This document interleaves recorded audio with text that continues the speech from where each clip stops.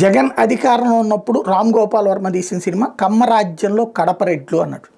ముందు అది టీజరు అవి రిలీజ్ చేసిన తర్వాత దాని మీద కోర్టుకు వెళ్ళినటువంటి సందర్భంలో కోర్టు నిర్ణయంతో లేదా సెన్సార్ బోర్డు వీటితో తను ఆ పేరు మార్చుకోవడం కూడా జరిగింది. అప్పుడే పేరు కూడా మార్చారు, టైటిల్ కూడా మార్చినే సినిమా రిలీజ్ అయింది. అయితే ఆ విషయంలో తమ మనోభావాలు గాయపడ్డాయంటూ ఇచ్చినటువంటి కంప్లైంట్ ఆధారంగా విద్వేషాలు రెచ్చగొట్టేలా సినిమాని చిత్రీకరించాలని వర్మ మీద గతంలో చేసినటువంటి ఫిర్యాదులకు సంబంధించి ఇప్పుడు సిఐడి నోటీసులు ఇచ్చింది.